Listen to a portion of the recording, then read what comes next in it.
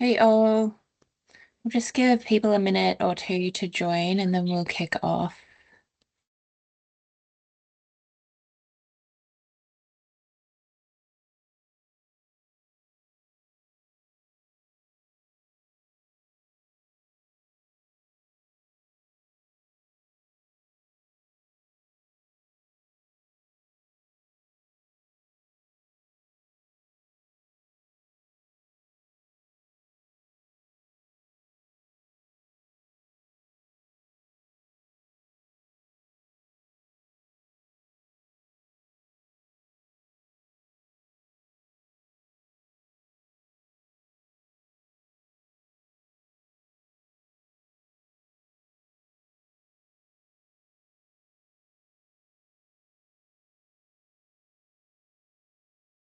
Okay, Tim, do you want to kick us off and I'll let anyone else who joins in.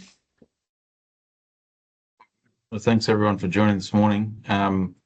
The aim of our sort of sessions is to really pick a couple of topics during the growing cycle and really focus in on those key parts of our program to actually look at that particular time. So each month we'll be doing these, and they'll be slightly different, obviously, based on the time of the year and the tools that we want to use. So this session, obviously, it's getting close to seeding and planting time. So we want to cover off on a few little helpful tools that might assist you at this time of year, particularly around, I guess, pre-seeding applications, soil testing, that kind of thing. I know many of you probably already done a lot of your soil testing already, but I think there's some good tools here. It might even be around a variable rate seeding, for example, this year. It could be around phosphate as well. Phosphate, we know, the price of phosphate has gone pretty crazy. I think there's an opportunity, particularly around variable rate phosphate, along with variable rate seeding at planting time. And you can use, I'll take you through some of the tools today that are really helpful for that. So a bit of, I guess, a quick overview of what I want to cover today, and Jess can chime in as well. I guess a bit of an update on viewing imagery and what the different algorithms that we've got available. Also, we're going to cover off on creating a stack analysis. This has been quite popular with pro users of late, and also our rapid EM machines for soil testing and soil amelioration, like gypsum in particular. And then we'll show you some of the creating variable rate maps directly from your yield data and the sort of process to bring yield data in to the platform now. That's only just been released, so we want to cover off on how to actually do that. So I'll just run through a couple of slides and then we'll jump straight into the platform and take you through one-on-one. Obviously, this is being recorded. It'll be up on YouTube, so feel free to share that around at a later date. Just a quick update on what we've done with viewing imagery. Obviously all users, whether you're on the basic, advanced or pro subscription, can access the NDVI imagery, and that's refreshed, as you know, every 5 days. Importantly, we put all the image dates up, and also the cloud percentage. One thing you need to keep in mind with cloud is obviously that's an estimate on the scene. It's not over your field. So hence why we're able to access, you can access the color imagery as well. Even as a basic user, you can access color imagery. And that color imagery then allows you just to check for any cloud or cloud shadow. And again, I remind you, don't use any data for variable rate or any other prescriptions if you have any cloud or cloud shadow even over your paddocks. It will definitely impact on the readings. And sometimes we'll say it's cloud free, but there might be a small blob of cloud that didn't detect. So I encourage you just to keep checking that. Now, if you sign up for an advanced or a pro subscription, and the pricing and details are on our website, and they're also embedded in the platform under pricing. you can get access to a range of other indices. Now, this has been really exciting to see how people are using these indices. Now, I'll step through each one in a minute, but you can access the red edge index, moisture index, plant cell density index, and like I said, color is already available for those basic users to check for cloud. So just a quick update on what those different indices do. We often get a lot of questions about this, so I thought we'd spend a minute just going through it. The NDVI is the normalized difference vegetation index, as you're probably aware, but it's the sort of standard, the industry standard, if you like. It's been around since, the 1970s, so it's not exactly a new thing, but it's a really good standard index to work off, and we find it very useful in that germination establishment phase. So as you do move into your crop checking, your sort of establishment checks early on in the season, then it's a great tool to actually look at those sort of issues, and particularly around there might be some insect pests at that time as well. It's a great way of just checking on any damage to them, particularly like slugs in the south or other chewing insects in the north. The other good thing, and it's not harvest time, obviously, but for sorghum it is. If you're still harvesting sorghum, then the NDVI is tremendous for working out where to start harvesting in a field and where to take your grain sample. So, I really encourage you, if you have got late summer crops, to check, use your NDVIs. It will be very responsive to dry down. And if people are really, got a bit of showers around, I saw some paddocks the other day on the way to Gundawindi where they've just chewed into a field trying to look for that dry bit to harvest. But if you use the imagery, it will tell you exactly where the crop has dried down. The next index is what I said before, the red edge index. So instead of using infrared in the calculation, we use the red edge. Now the red edge is a light spectrum, still beyond our visible spectrum. We can't see it, but it's between the red and infrared. And what we find is that it's very sensitive to nitrogen. So it's a really good tool. A lot of their clients last year during winter crop used red edge instead for their variable rate nitrogen. And I'd encourage you this year look at that as well. But its biggest use is probably in the high biomass crops. So if you're growing corn, cotton, sugarcane, even some crops of wheat last year and barley hit the maximum in NDVI. They got up to around about 0.9. Then NDRE doesn't saturate like that. So it still gives you variability in your crop, even though it's a really big high biomass crop. We did some great work in corn just the last few weeks where we could see the NDVI saturated out, couldn't see any differences at all. We put the NDRE on, straight away we could see waterlogging impacts. So again, just a really good index. And again, this is available both in advanced and pro subscription. Now PCD, I'll jump down to that, plant cell density, it's a standard in vineyards and tree crops. It works really well, again, in those high biomass crops. It's a different index, using similar bands though. The thing about PCD though, compared to the end part of the NDVI and NDRE means normalized. So you can compare between dates. The problem with plant cell density is you can't compare between dates, but because it's just a ratio. But again, it's really good for those high biomass crops and particularly tree crops and vineyards as well. But you get that as well included.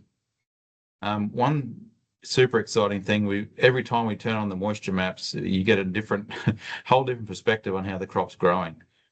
So moisture is sitting in the mid-infrared range, again, well beyond what we can see with our eyes, but it perfectly picks up crop stress. So things like disease and irrigation management, it's very, very good for those sort of things. And even in pastures, I've used it, and it will tell you straight away where the bare areas are. So your NDVI might be low in pasture, but it will tell you the ground cover.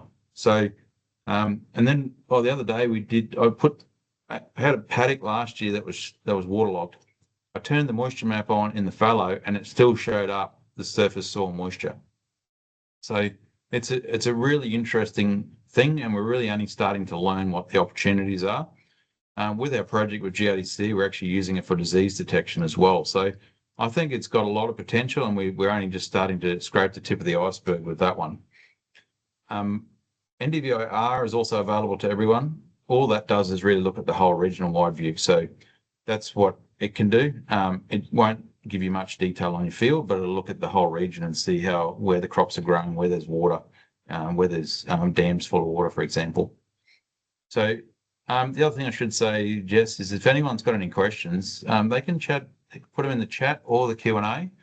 We'd love some questions. We'd love some questions, please. So yeah, just throw them up in Q&A and we'll answer those as we go, or at the end. So yeah, feel free to throw some questions up. Let's jump across to a stack. So it's a very straightforward name. Well, what it means is we're stacking a number of years together. So what we're doing is, at the moment, we can just do satellite imagery. In the future, like a lot of people ask us, can we stack yield and satellite imagery together? Right now, we can just do satellite imagery. You're probably aware there's about 8 years of satellite data in 10-meter resolution available to us. So there's a heap of power of information in that. So what this tool does, and I'll take you through it in a minute, is to put all those, you select the dates and it'll put those years together. It's perfect if you've never been onto a field before, if you got a new farm or you're an agronomist with a new client. You can just get a long-term historical view of productivity on each field. And you can do multiple fields at once if you're on an advanced or pro subscription. You can pay as you go with this. So you can pay $99 a field if you want, but if you just sign up for the pro subscription, then you get unlimited use of this tool. So it probably makes more sense. And in reality, everyone just joins up to pro to get this feature. But really good if you've never been into a field, and if you've got hit and miss yield data that's a bit unreliable, you know that this is reliable.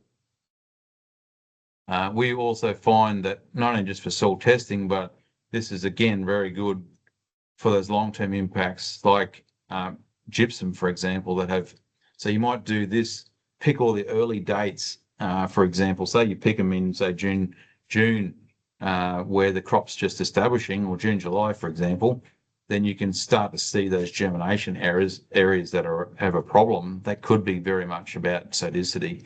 So you could use this for your gypsum application as well, if you pick that early season stuff. A lot of clients have done that as well. So again, this layer, you can zone it, you can change the zones, you can feed it into other soil testing software. So it's a really good baseline. Is there any questions? Just put them in the chat and I can answer those. Obviously, another way of working out your soil types and your locations for soil sampling or soil amelioration is our EM machines. EM is not a new technology, but what we've done is made it into a really simple thing that anyone can use. Once upon a time, I was a contractor running around with all the complicated software. What we've done is just, it ships to you in a box. You hire it per hectare. It's very complicated to use. You press start logging and stop logging, and that's it. We're trying to keep it really simple so that all you have to do is drive the field. It logs automatically.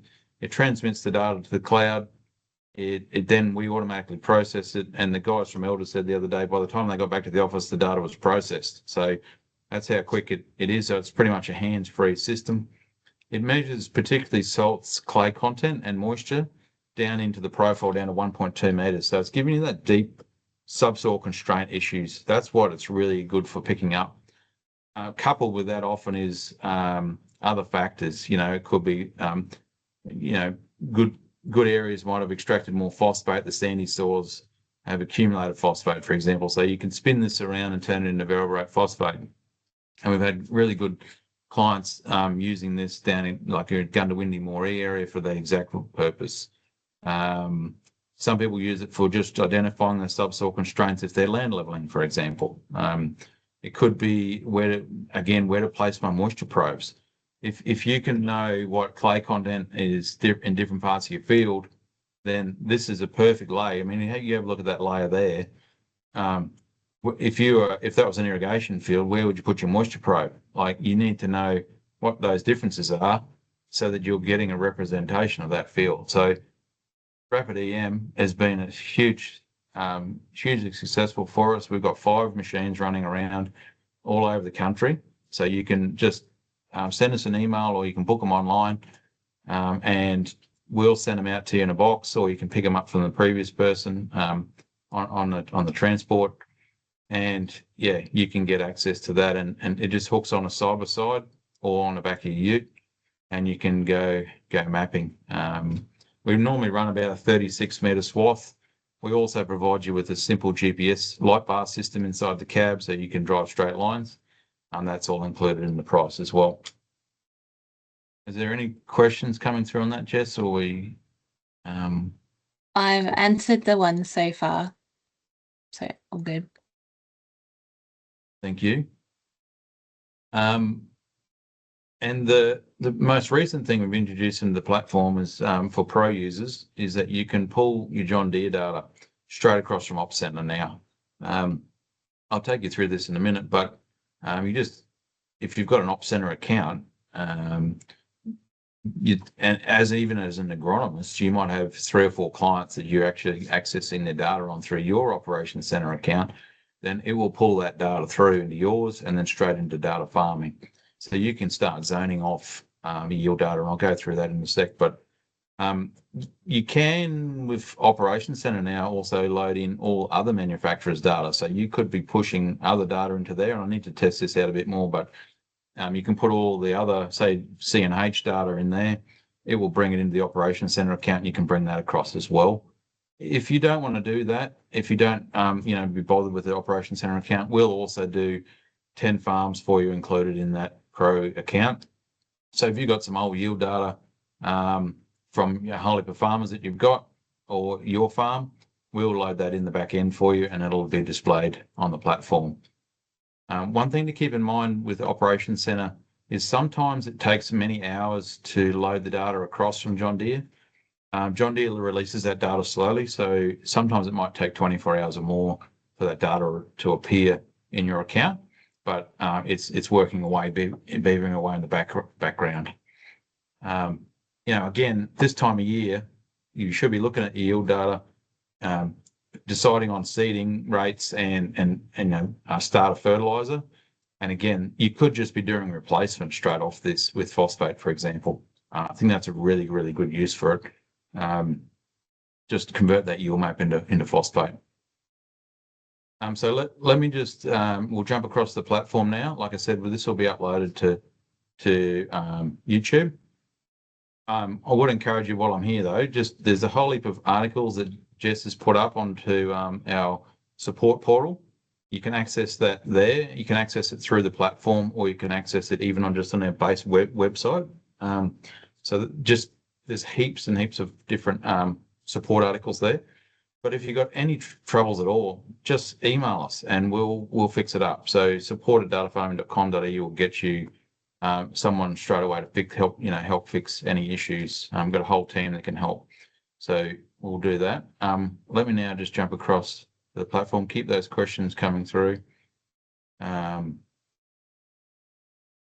what am I starting with here? Let's go back to which farm am I on here? We'll start with some EM. I'll just turn this back off.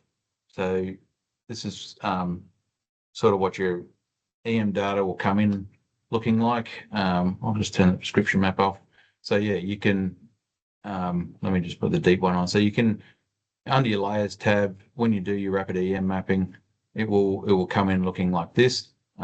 Really nice map, this one. You can see clearly where the soil boundaries are based on that, the way the soil's been deposited in this case with the water flows.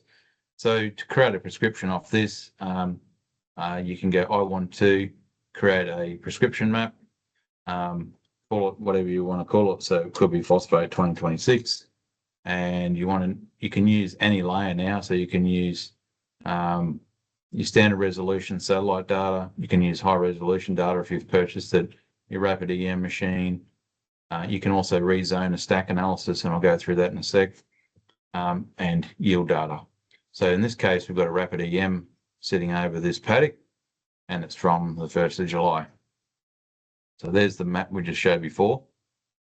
And now I just want to create, say, 3 zones, and just want to do 50-meter resolution. So you can pick, if you want it finer or coarser, then it will change that. So it's quickly gone away there and processed that into 3 zones at 50 meters. Let's say we want to make it a little bit finer. Let's go back to 25 meters. You can see how that's finding that detail up. If you want that level of detail, if you just want to keep it smoothed out for broad applications, then you can change that as well. So it's very simple to use. You just say, oh, actually, I want to do 5 zones in that field. Well, you can just quickly click 5 zones and it will do that. That could be useful too. I've said this on other webinars, but once we go into the rates next, you actually might apply the same rate. Say this is phosphate, you might put the same. You might put 70 kilos in zone 1 and zone 2. So you could go more zones, but put the same rate in a number of zones. Some people don't realize that you can do that. So you could just put your rates in like this. So you could put 70 units of MAP or whatever you're using, 70 kilos of MAP in the zone 1, zone 2, 50 in the green, and then 30 in those good soils, for example, poor soil, whatever you've worked out with your soil testing. I guess another quick feature on here too, if you do want to change some of these zones, you can just get in, grab the paintbrush assigned next to each zone and just start painting. So you can change those. If you don't like those little zones, you can change the rates. And as you do that, if you look down the bottom here, you'll see that the rate of product that you need is changing as well. So that needs, what's that, 11 tons of MAP for that field based on those rates in those zones, if that makes sense. Any questions? Jess, anyone got any questions or comments on that? Not on this at the moment. Should I follow this one? I'll keep those rates. So once you say you're happy with that, and you just create a prescription map, it's now just converting that into a prescription map. You can then view that straight away in your map explorer. You hit view, and there's a prescription map that I've just done. So we started with the EM data. I've converted that into, I've zoned it up. I've put the rates against each of those zones, and now it's created that prescription map. Just give it a sec to load. You can see on the right-hand side down here the rates that we put in, 70, 70, 50, 30, 30. And so now as that machine drives through the field, it will be putting those rates on those spots automatically. You click the 3 dots down beside that one I just did, P2026, and you can export that as an individual file, and you can see straight away that's exported that as a shapefile. So that shapefile then can be fed straight into the controller, and you when you get that file, it'll have also a README how to actually put that into the machine. So yeah, you can put that in pretty much any of the newer machines very simply. I hope I haven't rushed over that too quick, sorry. Right.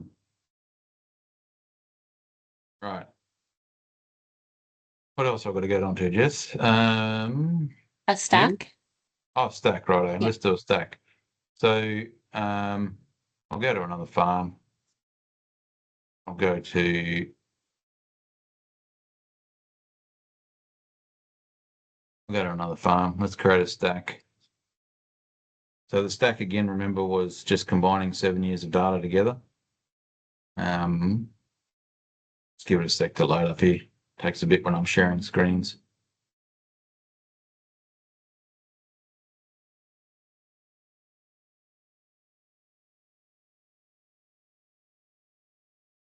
Should have just done it on that other paddock. It's all good.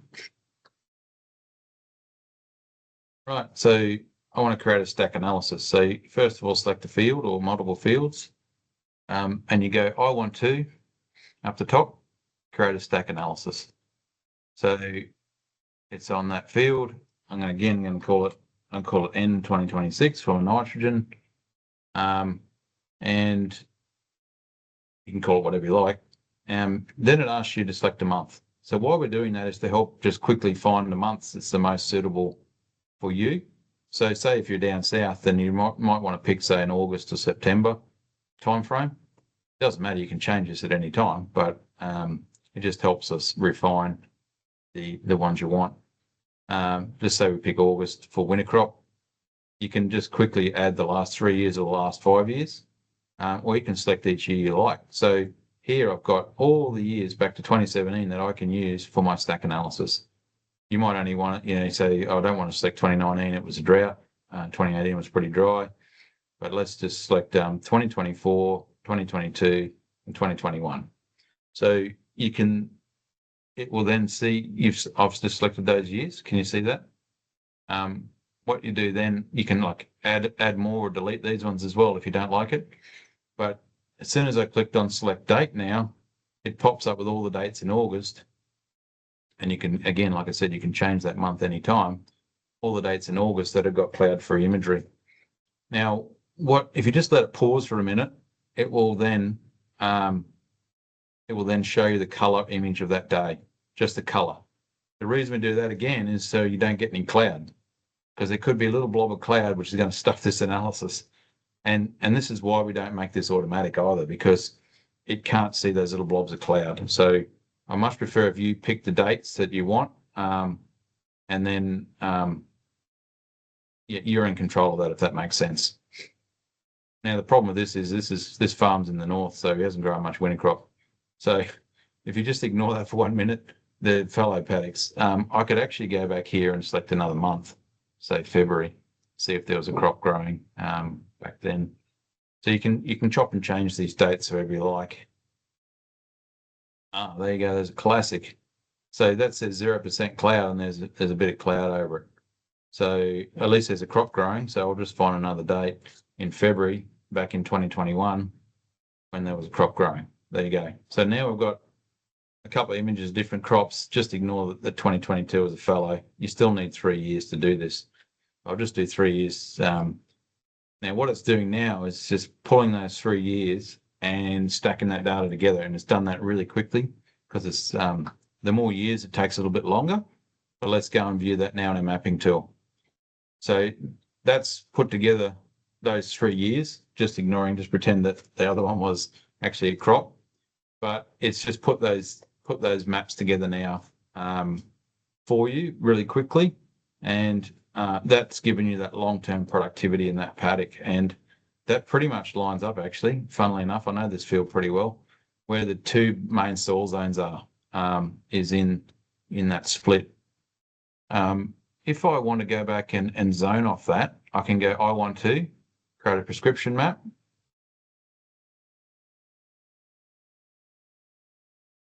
Now I'll bring up that stack analysis I just did. Okay, so stack analysis, there's that stack analysis. That's the raw data in the back end. Bring it up there. Just give it a sec. So I've gone, I want to create a prescription map. I've created off a stack analysis, the date that I've done a few on this field. So I picked the one I just did. Now that's it there. Now I just want to do 3 zones, again, 50-meter resolution. Look how quick that happened. Okay, let's make 5 zones and see what that does. So it doesn't really help a lot, but yeah, you can, it's saying, I think with a longer term stack there, if you did more than a couple of years, it would do a better job, but you get the picture. You can now create that into any level of detail you want, depending on what your application is. You want to fine it up a bit more, back to 3 zones, 4 zones. So, it's in your hands how you want to split the field up and what you want to do with it. You might only just want 2 zones. So you can select that however you like. You can also do your own. If you don't want it automatically done, you can just draw your own zones. And then again, next you can add your rates. So say you wanted zone 1, I want to put on 100 kgs of MAP, 80 in these green area, and I'll only put 50 here. 100, 80, 50. I need 8.8 tons of MAP, 8,885 kilos across that 125 hectares. Create. Tim, just Yep. before you hit create, can you just show us how to add a zone, and like use the Oh, polygon cut to take out an area of the field if good you need idea. to? Sorry, Jess. Yeah, you can add another zone here and make it 23 kilos. Let's just say I actually want a trial of I've just used my polygon cut tool at the top there. I've cut a little hole in it. And now I want to do a trial with 23 kilograms. So I've grabbed my paintbrush. I've added a new zone there, zone 4, and I've just painted it. So I've just basically created myself a little trial of 23 kilograms of phosphate MAP in that zone. So as the variable rate goes over it, you've just created it. Say you wanted to create a trial right across the field, well, I can just grab my line cut tool and just cut all this here. So I've just cut those polygons up. And now again, I just grab my paintbrush and I've just created a little trial right across the middle. Let's do a really low rate as well. So you can see there, I've just created those. I've cut them with a line. I've got my paintbrush. I painted them in. I've just done myself a trial. Really, really quick and easy. And you can see down the bottom here, that's updated the tons on it. I only need 8.7 tons now of product. Create prescription. I've just exported as a shapefile. If I click that, you'll see it jump up. And there you go. It's done. I'll go back and view it. There's my trial. You can see the rates here. 100 kilos. I'll put on the brown, 80 on the yellow, 50 on the green. And then I created that, remember that little 23? So there's my trial of 23 kgs of MAP. So I like to do trials in a lot of paddocks because you want to see whether what you're doing variable rate is actually working. And you can see why I drew it across the zones as well, because I want to make sure that I'm covering good and a bad area, for example. So I know the response to MAP now in those good and bad areas because I've done 100 kgs of MAP here and 23 kilos of MAP there. Straight away, I've got myself a response curve. I know that in the good soil, it didn't respond as much, or the poor soil, whatever. I can do myself a really quick little trial there. Does that make sense? Really simple to use. Again, I can actually go back into that. So that I'm now in layers prescription maps. That's where this has jumped up into. So I can go back at any time and look at this prescription map under layers, prescriptions. I can actually go back into here, re-export that at any time. But the other good thing I can do is I can edit that. So when I hit edit, it jumps me straight back into my edit screen here. So actually, let's say I want to do this 32 kilos now. It automatically adjusts the rate again down there. I can hit re-export. And there it goes. It's just re-exported that again now with 32 kilos in there instead of 23 because the grower said to me, actually, can you change the rate in that blue area? I don't want that anymore. So yeah, it's as easy as that to go and change and re-export the map. Does that make sense?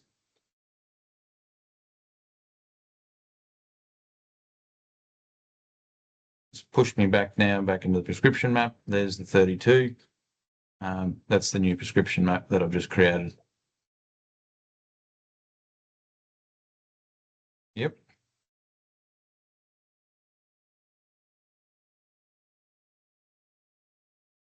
No more questions, Jess?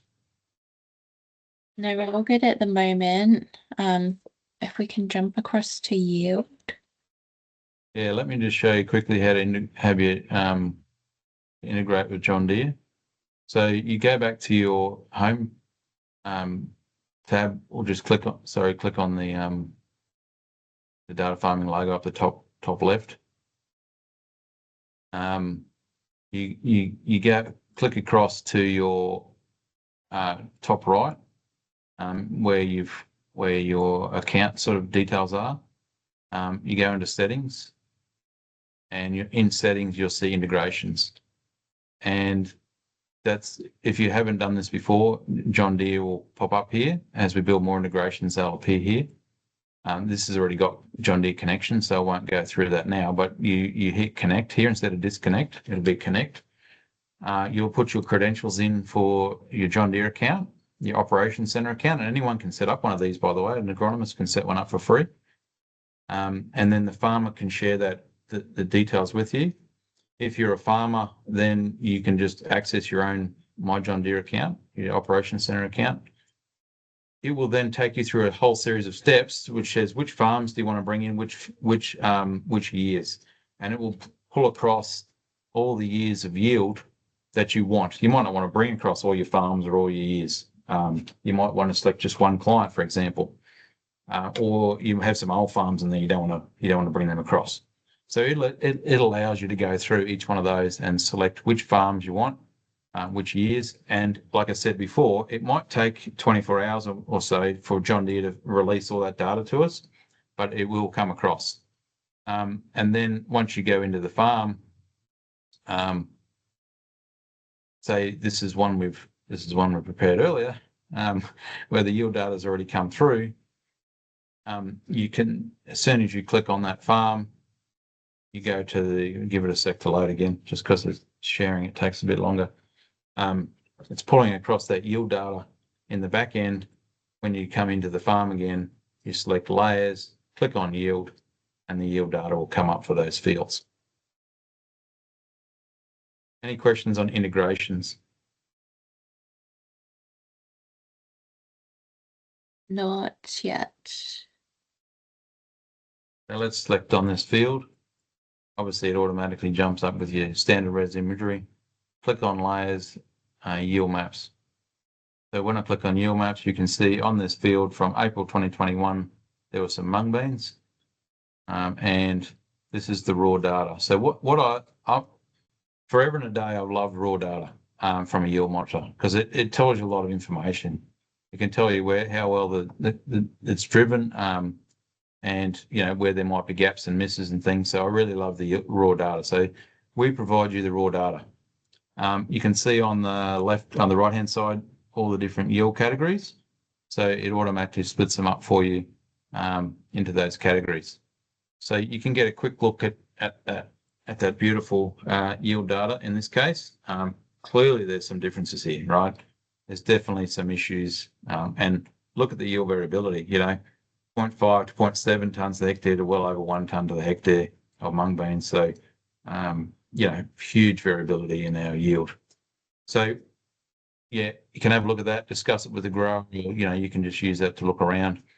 Righto, so now I want to create a prescription map off that yield. So now you go again, I want to create a prescription map, calling it our phosphate 2026 again, because I'm not very imaginative.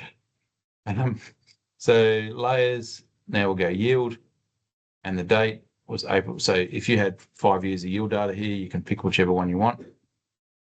You can see now we've smoothed that data, right? We've taken that from point data to a raster file format, so it smooths it out and interpolates between all those points for you. We also, in that process, top and tail the yield data. And what I mean by that is we get rid of the extremities. So we semi-clean it for you. You can see that that's a lot better, cleaner data set than what you saw before. Now, what we don't do, like a lot of other software programs on the market, is give you heaps of tools to muck around with yield data all day. I just don't think you could be bothered. I'm sure you're not bothered to go and muck around with it all day long. So we simplify the whole process for you. We clean it up. It's automatically cleaned and filtered so that you get clean data to do your prescriptions off. So say I want to do a vertebrate phosphate map off this. Sorry, my phone's ringing. Let's just do 3 zones of 50 meters again. So it's the same zoning tool, but this time we're just zoning off our yield. That's not too bad. Let's make it a little bit coarser than that, because that's good enough. So straight away here, I've called it phosphate 2026. It's off my yield data. It's off this year, 2021, edible beans, 3 zones, 100-meter resolution. You can change that however you like. Next, again, righto, we're going to put 100 kgs of MAP on those poor areas, 50 on here and 30 here. Again, there's 6 tons of product to do that.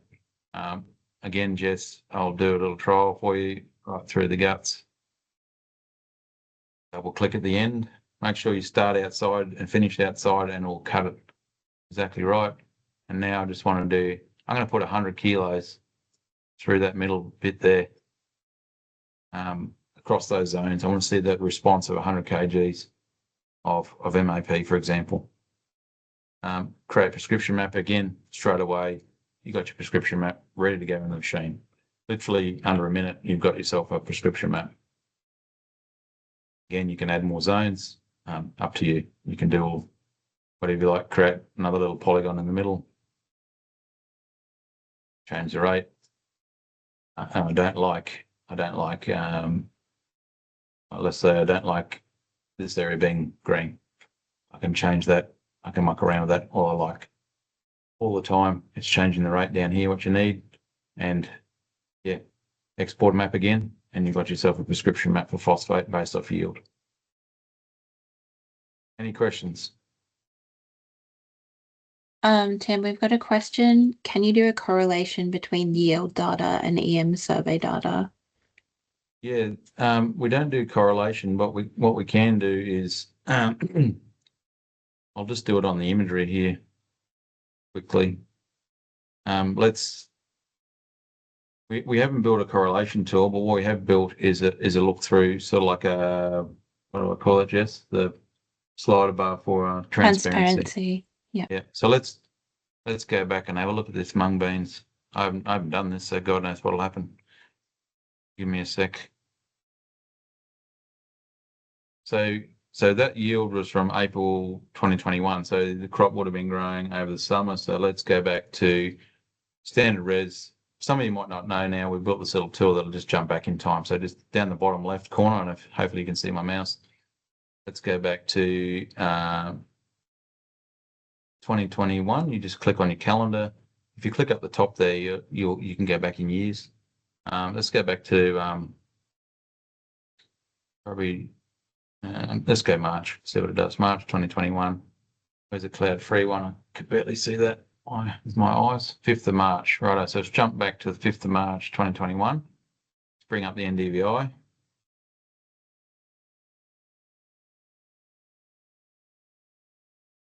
And shock horror, that looks just like the yield map, doesn't it? So let's just have a look through our yield map. Turn our transparency on here. Particularly the little I button down the bottom right-hand corner. That gives us the transparency sliders. So now if I turn off the transparency, I can start to see the satellite image underneath it. So you can do that with your EM data. Same thing. So if I click on this one, I can transparent this through as well. So you can start to see the differences between. You can just change that around to whatever you like, whatever layers you got up. You can do, how many layers can we do, Jess? 3? Yeah. So you could be transparenting your EM, your imagery, and your yield map. Doesn't quite answer your question, but that's how we've dealt with it, is just through a transparency slider. And look how closely aligned the imagery is to yield. It's crazy, as you'd expect, right? You can't grow a big yield with no crop.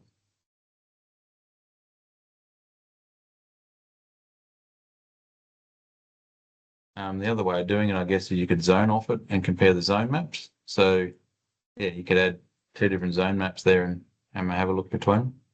There's another way of doing it.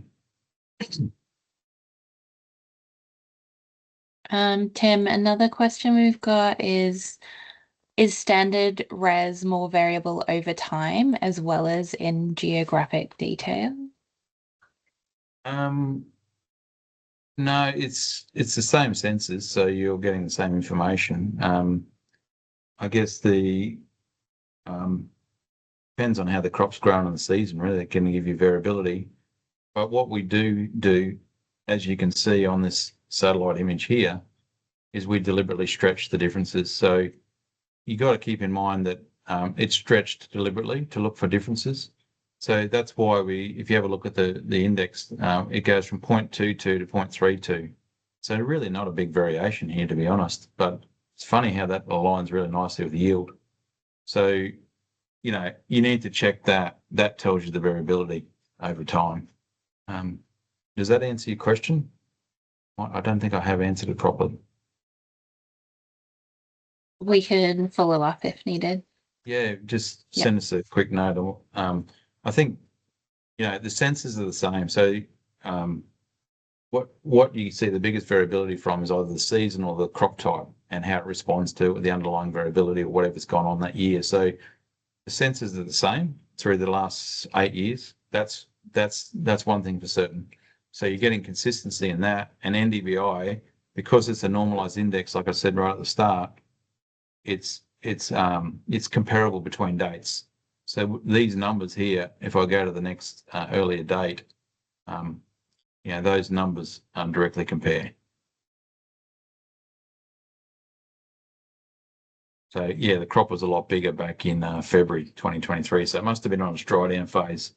Like I said, how I said before, the crops, this is really good for working at dry down. This 0.76, she was a much bigger crop up here back in February 2023 compared to March 5th. So these numbers dropped. If I can, oh no, that's 0.82. Sorry, I need to sit. I can't read it on my screen. So yeah, it's gone up a little bit. So it's still growing.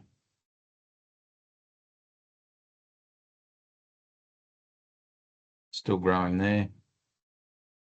And then forward, it probably starts to die off. And the numbers will drop. So they're starting to drop now, 0.78. So the numbers, the peaks are dropping off and the crop's drying down. It might have already been sprayed out even. Any more questions? I've covered off most of them. If you have any other questions, feel free to email us at support@datafarming.com.au. But yeah, thanks everyone for jumping on.